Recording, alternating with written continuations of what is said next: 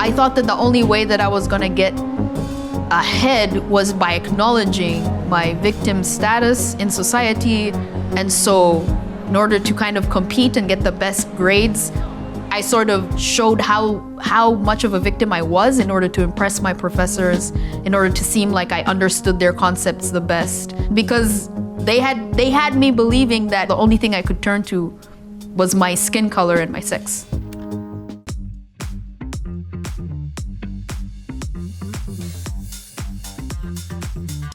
You may have read the book Coddling of the American Mind by Johnathan Haidt and Greg Lukianoff. It's worth your time. You may also, may I suggest, want to watch the film by the same name, which is based on the book, but actually involves real stories from real college students who experienced unbelievable things. I can't recommend this film enough, especially if you've got kids or nieces and nephews, grandchildren, whatever. This film will give you hope. It's bittersweet, but it's mostly sweet in the end. And I really encourage you to watch it. Before we go any further, please click subscribe wherever you're listening or watching. This is a great conversation. We're going to include clips from the film. And I think that even if you're just listening on audio, you will appreciate these clips from the film. I don't know that you have to see them to appreciate them. So stay tuned. Coddling of the American Mind is a film you should get. However you get it, you can see it on YouTube. And their producers and writers and directors are next. Courtney and Ted, I can tell you with all honesty, I watched your film in one sitting and started texting people. You got to see this. You got to see this. It was really, I thought, so impactful. And part of that was because of the students you interviewed. And you told me just before we started recording that it took a lot of work to find people. I just want to know how you cast the net to start, because these are some really impressive students that you found. Hey, I've told you about my friends at besthotgrill.com. They make the amazing Solaire infrared gas grills. Declare your independence this July, all summer, from the low heat, low powered gas grills, which in the course of grilling events wear out every couple of years. Secure your rights to juicy steaks, succulent chicken, and moist fish, as well as healthy grilled veggies. Pursue grilling happiness with the purchase of a USA-made hot, fast Solaire infrared gas grill.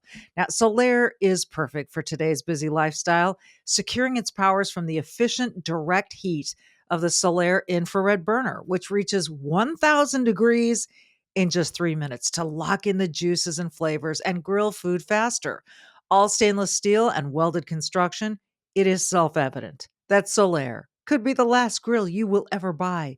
Make grilling great again with Solaire infrared grills. Learn more about these amazing USA-made grills at besthotgrill.com. besthotgrill.com.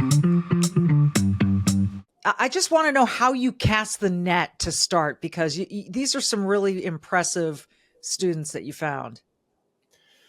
Yeah, the net is a nice metaphor. It was hard to know where to cast it, so it involved a lot of hard work and serendipity. We did a lot of calls to people. We do a lot of work in higher ed, and are close with, for instance, Fire, Greg Lukianoff. We featured in the film, among others, and so we kind of know that beat pretty well. But there was really no predetermined path where if you just do these 10 steps, you're going to find somebody like Saeed or Kimmy or Ariane or Lucy. But we knew that, so the search was very difficult. But we knew that once we found somebody like Saeed, Kimmy, Lucy, and so on, that they were very special people and that we wanted to ask them to be in our movie. I found them all very special as well. And each for their own uniqueness, right? Like they each had such a different story to tell, but the thread was really strong. The other question before we get too deep into it is how then you even came to do this. A lot of people have read the book that you talk about, Greg Lukianoff, Johnathan Haidt, the Coddling of the American Mind, which has been recommended to so many people by so many people. The idea to put it into a film form, how did that develop? Yeah, sure. Well, we that's what we do. We're filmmakers, and our company motto is making important ideas entertaining. And so we read the book by Greg and John, and we just thought it was fantastic. And in fact, about 2/3 of the way through, there's a very it's a nonfiction book for those who don't know. So it's packed with all sorts of studies and whatnot. But there's also a very harrowing personal story about 2/3 of the way through about a man who comes perilously close to killing himself, to committing suicide. I'd gone to the hardware store right across from my house to get wire, to tie around a bag. I decided that if I ground up all my medications and took them all and put a piece of wire around my neck and with the bag, I could knock myself out, and then if I were to wake up from the drugs, I'd suffocate. So I just wanted to make it foolproof. It felt desperately important. It wasn't something I could wait on. It was something that I needed to do while I still had the will to do it. And it didn't so much seem like I had to do it in order to stop feeling pain. It was something more like I was bad and I was broken and I had to go. And that man is Greg Lukianoff, one of the authors of the book, also happens to be a friend of ours. So it was very, on the one hand, there was all this intellectual stuff and punch and power from that and the great arguments, but there was also this deeply personal side where we didn't know that our friend Greg was struggling with a very deep kind of depression.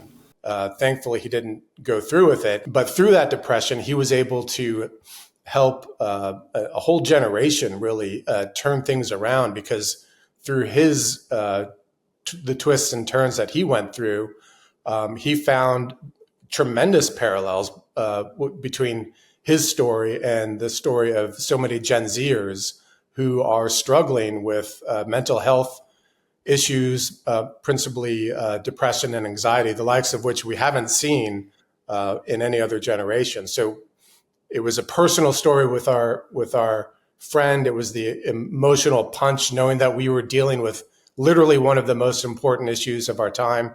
And third, and very, very important, is that we have a 10-year-old son. He's in Generation Alpha, which is the one right after Gen Z.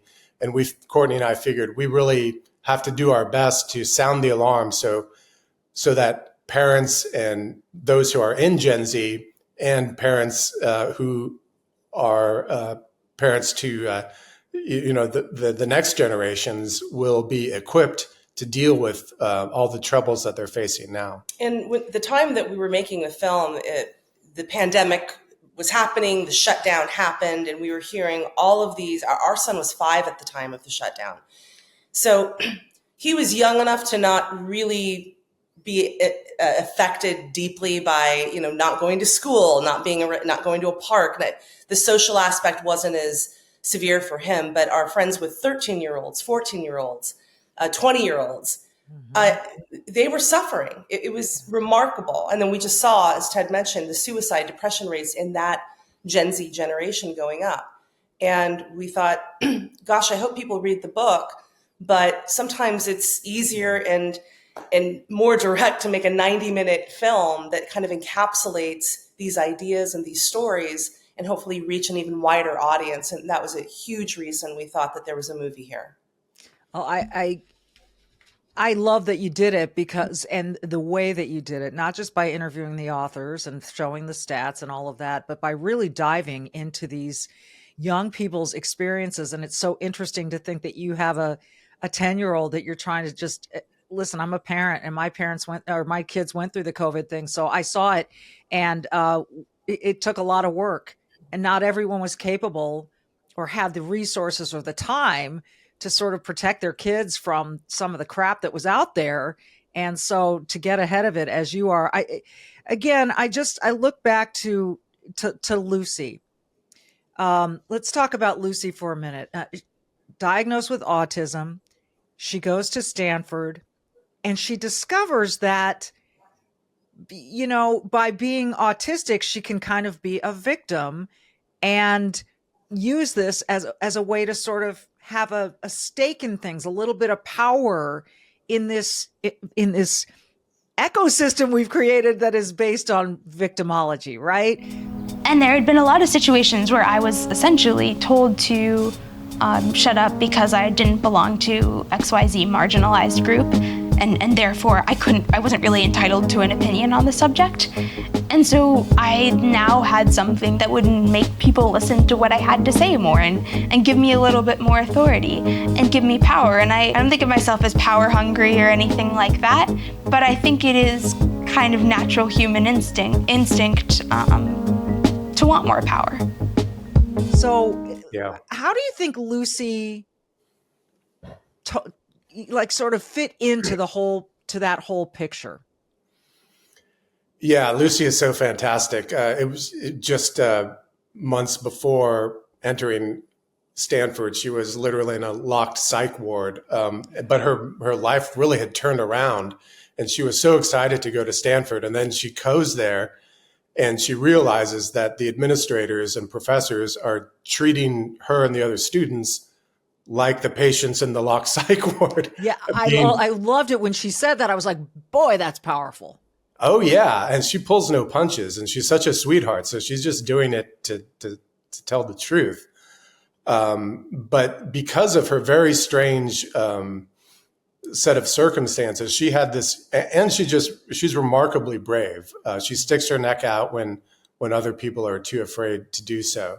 So she had the bravery, and she had this wisdom from her really treacherous background, but it's one that gave her this unique perspective that allowed her to say, what's going on campus is very twisted. You can't tell kids that the whole world is out to get them, that they can be permanently harmed by words, and not expect it to really damage their view of the world, to make them terrified of life. And that's what she saw. And that's what happened at Stanford, many other elite universities, and universities and institutions across America. And Courtney, I would say Kimmy did that very well too. There's a scene where she talks about after Trump was elected, she thought she was going to die, that somehow physically, because Trump was elected in 2016, she was either going to starve to death, be attacked. She was convinced she was going to die. I mean, it's amazing that she was capable at some point in her life to let go of this. But what did you make of that moment? If you don't have trouble sleeping, you're probably considered abnormal. Most people have trouble sleeping, but I have found a solution that is not a prescription. It's not a pill. It is a cream. Okay, hear me out. All right. It's called Sleep Cream. Sleep, CREME. And it helps me sleep better. I just apply it to the insides of my forearms at night. Now, look, I was a little skeptical. I'm thinking, all right, really, I'm going to just put this cream on my forearms or my feet and it's going to help me sleep better. Well, this company is Sleep Cream, and they use all natural CBD combined with the finest essential oils. So they've got this rose oil that is, it's really, really wonderful. So you're kind of getting this aromatherapy, this moisturizing, and this sleep aspect all at one time. So I put it on before I turn in. Bottom of my feet, like I said, inside of my forearms, inside of my elbows. And within minutes, it helps me to relax, allows my body to do what it's supposed to do, which is sleep. Find them at sleepcream.com, sleep, CREME.com. Use the code HOMERUN. It's baseball season. Home run at checkout to get free standard shipping on your first order. That's home run at checkout for free standard shipping on your first order. Are you ready for your best sleep ever? I hope so. Sleep, CREME.com, sleepcream.com. It's amazing that she was capable at some point in her life to let go of this, but what did you make of that moment? I mean, it was absolutely shocking. And we talk a lot about this in the film from the book. Cognitive behavioral therapy was what got our friend Greg Lukianoff out of the hole, the near suicide event in his life. And the cognitive distortions, the catastrophizing, what a horrible way to live. What a horrible mentality to walk out your door like Kimmy was describing and think because of her skin color, because she's a woman, that people wanted to kill her. And she truly believed it, as you just mentioned. Yeah, and you can tell as she's delivering this, you can tell she's convinced. When Trump got elected, that's actually a really traumatic memory for me. It really freaked me out because I was convinced that I was gonna die. How was that going to happen? Honestly, I didn't know how I was gonna die. It was what CNN was saying, it's what Twitter was saying. So however way it came, through starvation, through lack of opportunities, it was gonna come. Well, exactly. And she and Lucy kind of had that same path. As you might recall, Lucy, was talking about how she was deconstructing the world, person with autism. That means that people with autism have something that they shouldn't have, therefore, and just this weird wormhole that led to her thinking, people think that I should die because I have this thing called autism. Same thing with Kimmy. What did I make of it? I mean, gosh, when I went to college, we all have our own insecurities. We all have our own experience of finding your friends and finding your group, right? In college. And, Ted and I are, what are we, Gen? I don't even know. I don't even know my own Gen generation. X? I don't know mine either. We're Gen X. We're Gen X. And with us, it was like, you're just trying to figure out who you are and take various classes and grow and learn. Activism, there was some of it, going on in our generation, obviously, but it wasn't identity. I don't remember that experience being, well, I have to find my cause and therefore my cause is me. And that really surprised me in that these kids were growing up with that mentality. It didn't surprise me watching what was going on in the world. That kind of made sense. But to answer your question with Kimmy, that was terrifying. And that's one of the reasons her story for us was so important, because we want to talk about the problem, but we also want to show there are solutions. You don't have to live that way. Yeah. You don't have to believe that. It's not true. Yeah, and it's not true. She lived, by the way. She's still with us. She didn't die after Trump became president. And in fact, I don't want to give too much away, but there's a very emotional scene with Kimmy at the end of the film that really is, it's kind of like heartbreaking and euphoric at the same time to watch this young woman who, by the way, did not grow up in the United States, came here to go to school, and has this realization that kind of sets her free. It's really quite amazing. There's so much to go over, and I took so many notes because there were so many quotes that stood out. I'm trying to remember which of the young men, in order to get a job, had to sit through this diversity training. Oh, that was Ariane. Yeah. From India, correct? Correct, yes. Okay. So Ariane sits through this diversity training, and at the end of it, one of the young women also sitting on this Zoom call says, at the end of the training, a female student asked the coordinator of this event a question, and the question was, can you help me find my trigger? First of all, to drive a student to ask that question is insane. And instead of saying, well, fantastic, apparently nothing triggers you, the instructor, who's a gender, professor, gender ideology or whatever professor, gender studies professor, says, I'm glad now let's go find that trigger. Oh, yeah. It's insanity. How much hope do you have from all of this, that either how much hope or how much concern do you have? What's the weight? Because on the one hand, you see how insipid this is, right? And how this is all so entrenched in academia and other places I could tell you about too. But at the other hand, some of these kids figuring it out. I wonder what you came away with, more hope or more concern, or 50-50? I came away with more hope. I'm proud to say that we've screened the film on many college campuses in the past year. When we released the film, we've screened it Duke, Cornell, Princeton, Pepperdine, UCLA, lots of campuses. And we were really terrified, frankly, every time we would show up because we didn't know how the students would react to the film, watching these stories, people of their same age, who were either currently in college or just graduated. And I have to say, the students gave us hope that perhaps they're coming out of it. They're thinking for themselves. They're using critical thinking to really analyze. They're not just following the herd all the time.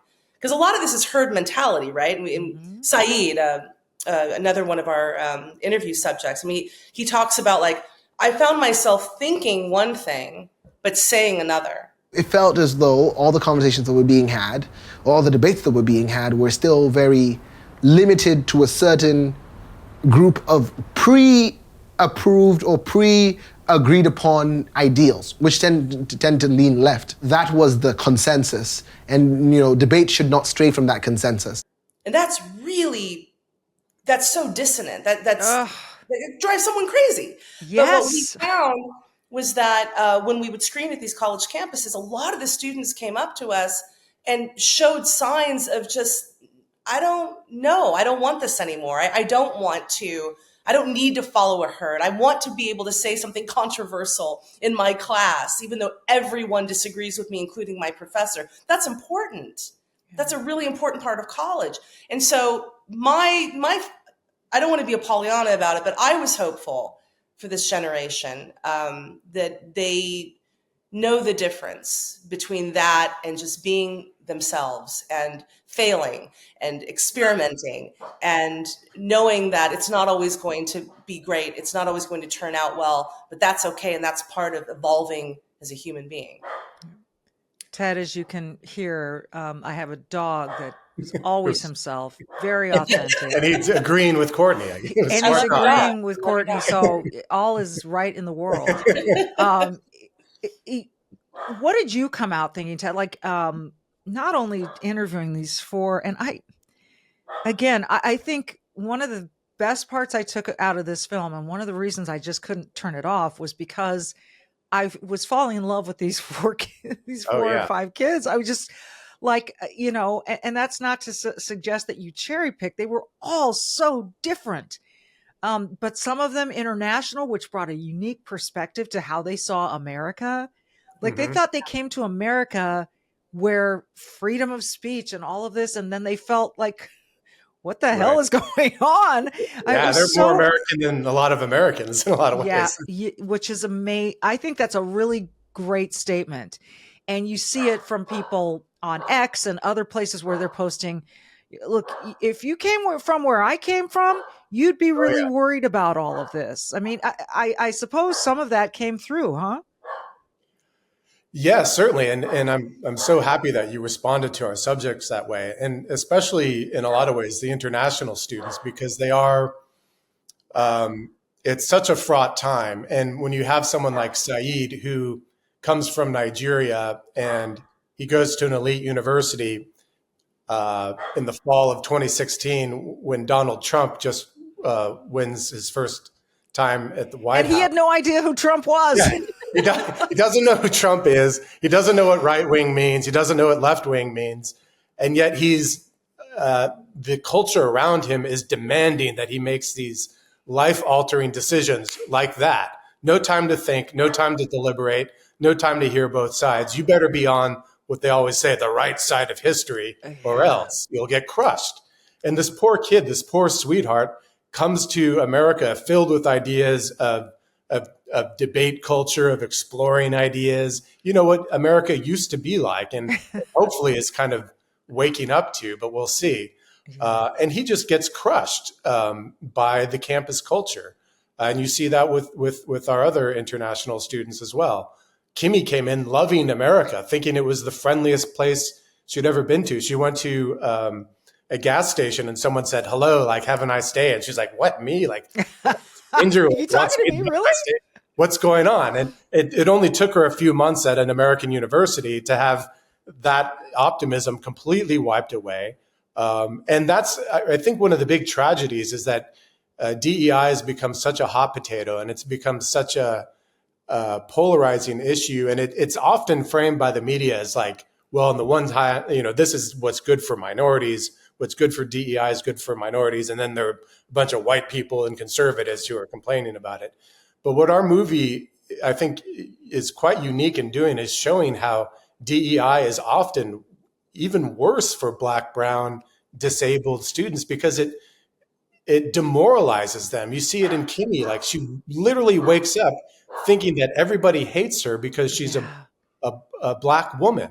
That even the tiniest interaction, like walking down a sidewalk and someone doesn't kind of move to the side enough, that's all the evidence you need that person hates you. Even a dog walking, if that person is walking a dog and the dog barks, she literally says this in the movie. She took that as evidence that the dog was racist and hated her, and that the person was racist, the dog owner was racist. But what Courtney and I really came away with is like these students, young people, they really believe this stuff. Now, sure, some of them may be, gesticulating in performative ways.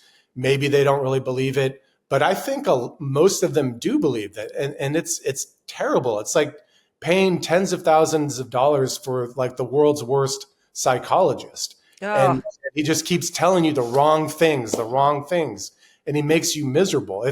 If they were giving you a substance that was making you think this way, there'd be a massive class action lawsuit against universities. I love that analogy. I love that analogy. And the one aspect of this bad medicine that you talk about is teaching kids about microaggressions. That word drives me crazy. And in full disclosure, I've had friends who are big believers in microaggressions. And it's sort of like what you're doing is having everyone walk on eggshells around you. And then what you're telling, like Kimmy, is that everything that's happening around her obviously reflects the fact that she's a Black woman.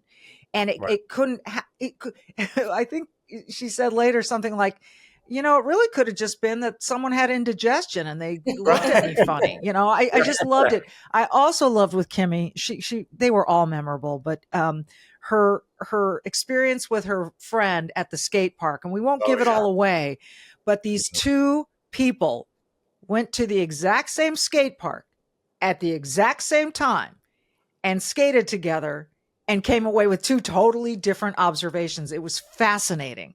It was fascinating. I'm so glad to hear, Courtney, that you are screening this at universities, and that there, even if it's a handful of students who come away going, oh, thank God. That to me is progress. This may be a slow ship to turn around, but it's projects like yours that I think are going to help.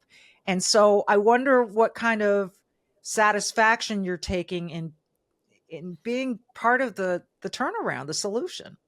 Well, one of the best things we can hear, not only just from students, is from their parents who say, I want to show my friends this film. I want my college kids to watch the film. Yeah. That's the prize for us is we want to put the word out there that you're not alone. If you're feeling this, if you're thinking one thing and saying another, you are not alone. And it's okay. And there are solutions. If this is how you're thinking and feeling, if you're a Kimmy, if you think everybody hates you and that's not true, this is how you get out of that mindset. And it's possible. You don't have to think this way. You don't have to live this way. So for us, that's the gold. We just want people to respond in a way that says, we can get out of this. My kid can get out of this horrible depression, this horrible cycle of thinking in a way that makes them miserable, because it goes on for decades. We all do it. It's not just that generation. All of us, we have thoughts that are incorrect. And one of the things that anybody can do is put that thought on trial. Is this true? What is the evidence that supports? What is the evidence? Not someone's opinion, but actual evidence. And we all have to do it, whether you're 17 or 70. That's just a part of being a human being. So yeah, our takeaway is let's keep the conversation going. Let's keep talking about it. Let's keep promoting critical thinking among these young people, because once they become 30-year-olds, they're going to need it more than ever. So we're very hopeful that we'll come out of it. And again, our 10-year-old, we're already doing the work with him. Put those thoughts on trial. Hey, listen, I remember when my son would not be able to fall asleep because he thought a shark was going to get him in his bed. And we used this whole cognitive behavioral theory of, okay, so when was the last time that you saw a shark on our street? Have you ever seen a shark out of water? What's your evidence that this shark could possibly come into your room? And didn't take long before he was sleeping just fine. So it really is, I love to ask people for their evidence. It's putting the thought on trial is a great way of putting it. I'm so pleased to meet you. And I'm so happy to share this with other people and to say, you got to watch this. You know what? Put aside some binge watching of Real Housewives for a minute and watch something that's really going to impact your life. And before I let you go, is there anything in the pipeline? What's next? Yeah, actually, funny you should ask. We have a new film called Troubled. It's based on a best-selling memoir by a man named Rob Henderson. It deals with some similar issues with the coddling. Rob's story is very unique, though. He was stuck in the foster care system. His very first memory is being pulled away at age 3 from his drug-addicted mother by 2 police officers. And from there, he was thrown into one foster care home after another. I think the final tally was like 9 homes total. Anyway, he goes through all this tumult, enters the Air Force, which kind of saves his life, miraculously gets into Yale University, and is horrified by what he sees among his classmates, the same sort of coddling mentality that they think they know what's best to fix people like him. And so You sure this isn't J.D. Vance we're talking about? Actually, J.D. Vance endorsed his book, as did Johnathan Haidt and Jordan Peterson and others. So this is going to be a narrative feature film, unlike Coddling. So this will be with actors. And we just had an exciting milestone recently in completing I think we can say, the screenplay. And so we'll be raising money for that soon. And that has some similar themes, but it's also about the importance of stable families, and certainly about higher ed reform. But it's really just this dramatic, unbelievable story. He's the only person to go from foster care and graduate from Yale, and then he went to get on it to Cambridge to get his PhD in psychology. And so he now writes and lectures about psychology and all the twisted things he saw among the elite at Yale. I can't wait. I hope you'll come back and tell us about that film we'd love that's to. ready We'd to love be to. released. I would love to have you. I'm so thrilled to meet you both and to know that there are filmmakers who are really doing it right. I know that's an opinion, but as for evidence, go watch the film yourself and see what you think.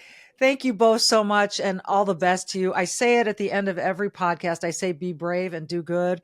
And I think that these two, Ted and Courtney, have done that. And certainly the subjects in this film have done that. So please go watch it. The Coddling of the American Mind. Thank you so much. Thank you so much, Michelle. It's an honor to speak with you. Likewise.